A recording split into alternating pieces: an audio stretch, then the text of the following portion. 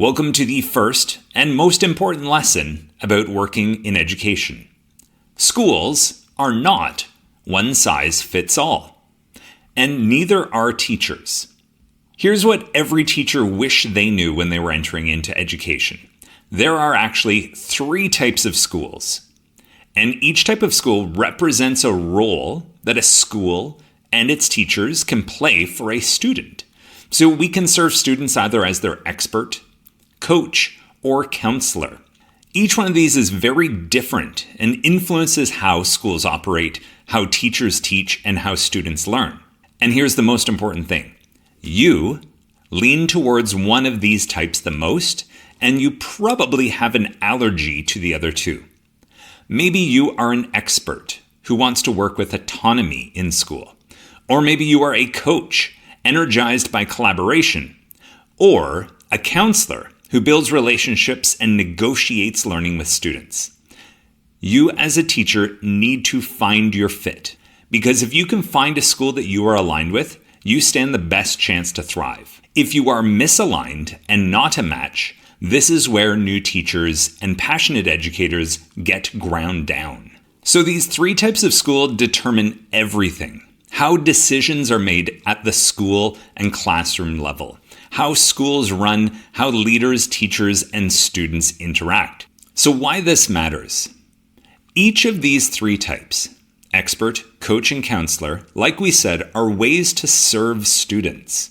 And one of these 3 ways feels most meaningful to you. If you're forced into doing one of the others, you're going to be working against your sense of purpose. So let's help you find out which of the 3 types of teachers you are and the kind of school that you need to be in. So first, expert schools. Think of them like a pyramid. Here, decisions are made by those in positions of responsibility. So school leaders make decisions for the school, and each teacher, because they're the top of their classroom, makes decisions for their students. Here, teachers wish to work with autonomy. Whereas in coach schools, collaboration is key. Teachers and leaders work together to make school decisions. We've got more of a layered hierarchy represented by a star. However, some positions in the hierarchy still hold more sway than others. And here, teachers are part of a shared, school-wide approach to learning. So decisions about what's happening in your classroom are made across the staff and no longer by just you, the class teacher. And then we have counselor schools. Here, it's represented by a circle. It's all about co-creation and negotiation. Teachers, students, and possibly even parents and community members have a voice.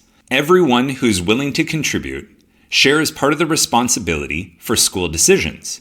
And in the classroom, teachers and students together negotiate a student's learning, what they will learn, how they will learn it, when, with who, etc. So which of these 3 is the best fit for you?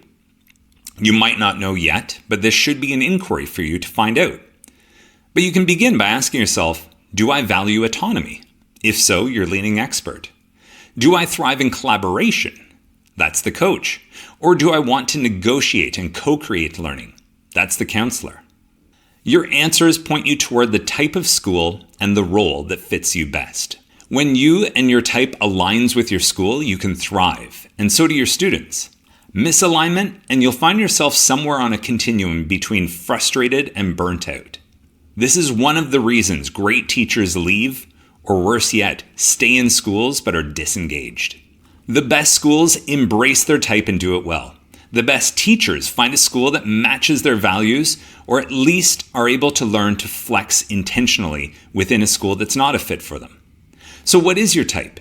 Do you contribute most to students as an expert, a coach, or as a counselor? Knowing this is your first step to making the difference you came here to make. Find your fit, lean in, and contribute meaningfully in schools.